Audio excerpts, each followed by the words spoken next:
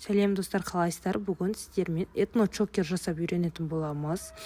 Қазір трендтегі модадағы оның үшін керек этно-фурнитуралар. Оның ішінде мен әрине өзіме ұнаған гүл тәрізді фурнитураны таңдап алдым. Әрі кішкентай. Оның түбіне қоятындары бар. Тоже этно-фурнитураның бір түрі. Замок керек. Бізге тағы шынжыр керек осындай. Әрі жалғайсын, әрі асылтырып істегенге әдемі түрі болады. Бізге бір-бірін қосатын осындай кольцо керек болады. Осымен керекті материалдар жинап алдым. Қолымдағы плоскоусқа мән бермейміз. Ол күйеуімдікі. Өзімдікі алғаныма қолым үйрене салмай.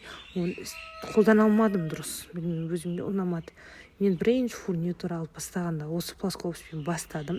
Сол бойы осымен жалғастырып келе жатырмын. Өзімге ұнайды. Қолданғанға қолайлы. Осылай достар, фурнитуралар бір-біріне кольцо арқылы қосып жалғастырып бара жатырмын. Осылай қосасыздар, өздеріңіз кез келген фурнитуралар таңдауға болады. Өзіңізде қандай бар, сол түрмен істей беруіңізге болады.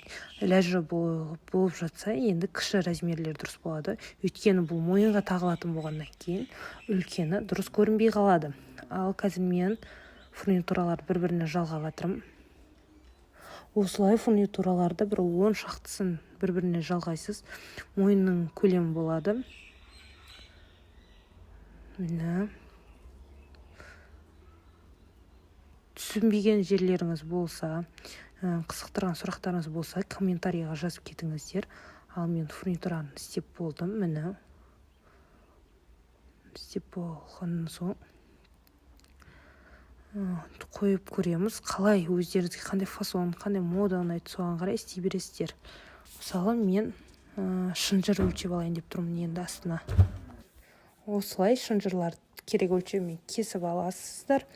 Мен өзім ойымен 5 шынжыр істеймін ба деп тұрмын. Осылай шынжырым дайын.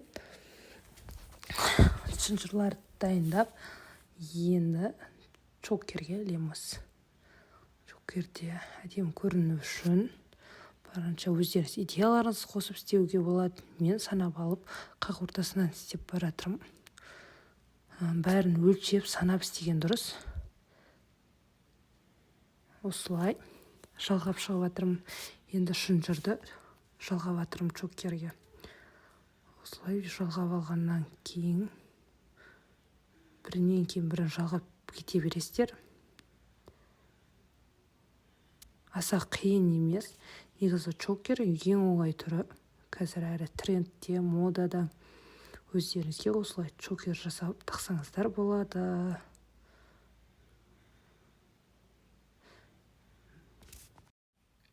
Қыздар негізі қиын нәрсені өзі жоқ. Бәрі оңай. Қолмен жасап алғанға жетпейді. Осылай бірінен кейін бірін қыстырып кете бересіздер. Әрине өздеріңіз қалауларыңыз басқаша түрлерінде жасауға болады. Басқа фурнитуралармен де өздеріңіз қалауларыңыз.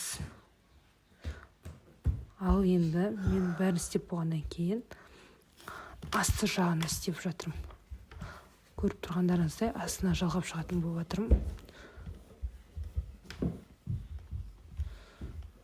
Бұл да әдемі көріну үшін, шынжырдың өзі бос қалмау үшін астына қойып шығып жатырмын.